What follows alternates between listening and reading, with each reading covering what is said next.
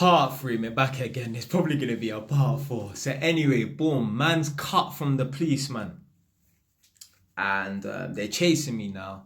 These times, man's going down Monmouth Road. If you don't know Monmouth Road, you get me. I'm left in, I'm right in, you get me jumping over fucking junctions where I should be stopping and that. And anyway, there's this alleyway in Edmonton called Dogshit Alley. Man's rolled in there thinking that I'm gonna lose the police because cars can't go through there. It's a footpath alleyway and that. But man's gone into the alleyway, and obviously the police are driving, chasing me and that. And I've crashed the bike in the alleyway with the girl on the back. And yeah, man's trying to start the bike, but the gears are jammed and that, whatever. Boom. Police officers come. Obviously, these times I've got off the bike now. The police officers grabbed me and threw me against the metal fence and that, and raised his fist. That's the only time man's been manhandled by the police, you know. I've never been like one of them man there to get tackled to the floor or get tasered. I've had the police come to this house with a taser one time because someone, anyway, some madness happened and then the police decided to come with a taser in it. So boom. So yeah, I've never been rough handled by the police. That was the only time, and only time that's happened. The only time since I've been rough handled by the police. So anyway, man got the bike taken from me. So the bike got taken to the pound.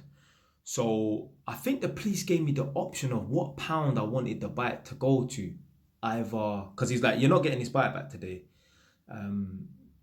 Because I didn't have a full license. I had tax, MOT and insurance and CBT, but I didn't have a full motorbike license, so I couldn't carry a passenger. So the police said, you're not getting this motorbike back today, it's getting taken to the pound. Yeah. I think they asked me what pound do I want it to get taken to. You can go to Charlton, which is near Thamesmead and at SE7, or you can go to Perryville, which is like northwest, kind of like on the outskirts of northwest London. I'm like, let's go there and then boom. So the next day, yeah, I've gone down to the pound, yeah. Now I'm linked up with one of my brethren and that, because this time I needed to get down there by car, innit. One of my brethren, his older brothers, picked me up from I think he picked me up from my yard or Tottenham. For some reason I think in Tottenham Green Leisure Centre I met him there. Anyway, we've gone down there. It's me and my girl in the back of the car, my brethren and his brother in the front of the car. Gone down to the pound to get this motorbike, innit. I bought all the documentation that I had with me. Now, when you buy a new vehicle, you get the green slip. So you fill out the green slip and you send it away so that you can get the new logbook in your name. So you just have this little green slip thing. So anyway, I've gone down there now and they're like, right, where's your documentation? Where's the logbook? And I say, I ain't got no logbook. They're like, okay, you need to provide evidence that you bought the bike from someone. I'm like, how the hell am I supposed to do that? They was like, didn't they give you some receipt? I'm like, no, I just paid them in cash. I went to the guy's house. They're like, what's the guy's name? Wrote down his name and gave them his name and that. They was like, nah, this is not good enough. Like, the police are strict, you know, at this pound place. But like, they're so strict. There was a bus in the pound. You know, like a 149 double-decker Arriva bus? There was a bus in the pound.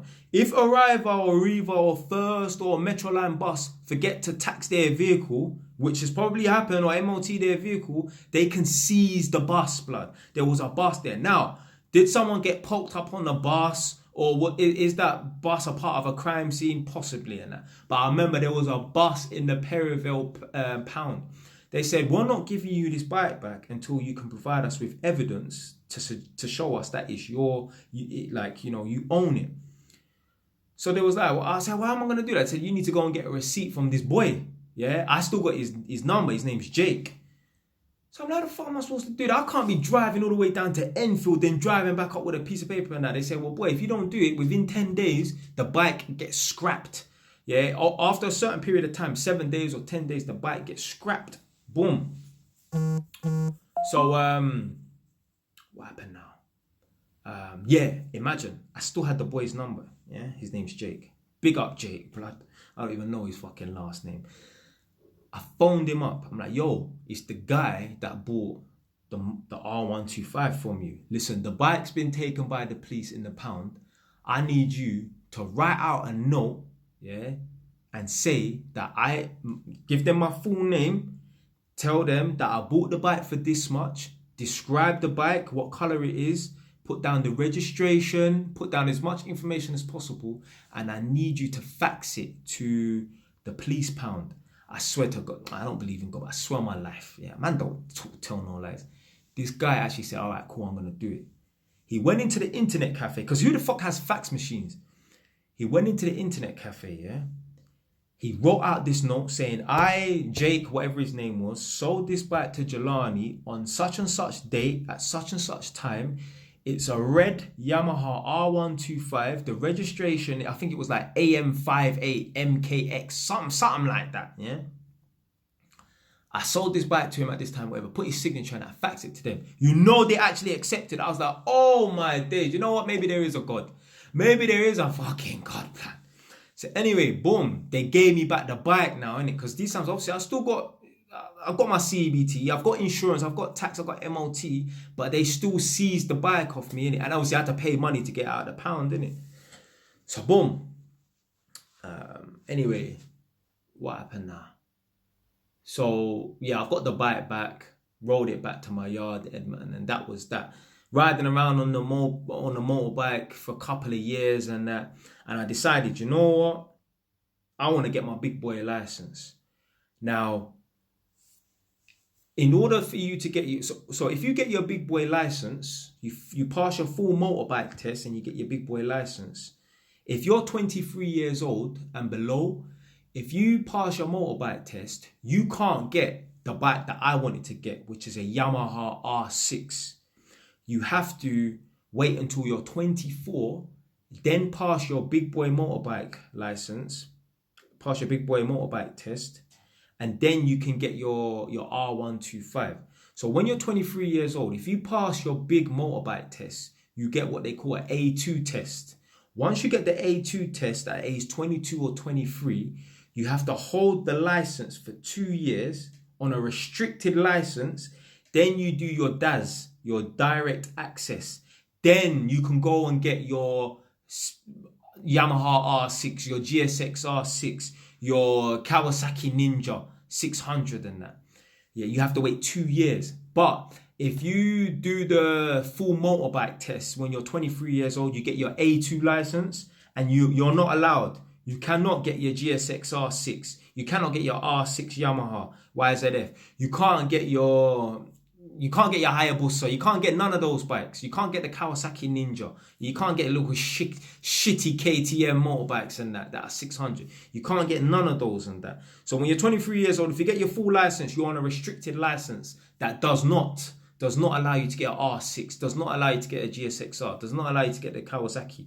If you want to get the Kawasaki's 600, a Honda CBR 600 R6, you have to wait till you're 24 years old, then you get your full license. So I decided, you know what? I'm going to wait till I'm 24 years old. I'm not going to get no half license and that. Wait 2 years, all this bullshit and that.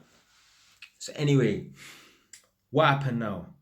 And there is going to be a part 4. So obviously, these times, man still had the R125, yeah? And it was coming up to, it was September of 2016. And I said to myself, right, what I'm going to do is I'm going to get the R6 motorbike before I get my license. So I don't have to, when I pass my test, I don't have to run around like a maniac and get an R6 quickly because I've got a license. Because as soon as you get your license, you want to ride your motorbike, right?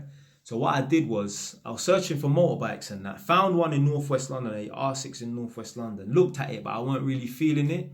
Carried on looking, and in Northamptonshire County, there's a place called Corby. They had a R6 that they were selling in Corby. So one Sunday, I was at this Caribbean food restaurant in Tottenham on Lordship Lane. It's called Juicy Roots. Big up Juicy Roots. I was there eating and I found one on Gumtree. Phoned up the guy at like 6 o'clock and I said, can I come and view the bike? And he was like, yeah, no problem. I drove in my car. I had a blue Honda Civic 2004. I drove in my car 2 hours down to Corby in Northamptonshire. These times I didn't have no Northampton property. I was just living in Edmonton. I didn't even know like Northampton like that. I've been there one time with my brethren. Drove all the way from Tottenham to Corby. Looked at the bike for 10 minutes. Went piss in the guy's yard and then left. I said to him, I'll be back tomorrow to buy the bike. it looks like there is going to be a part 4, part 5. I don't even know what part I'm on right now.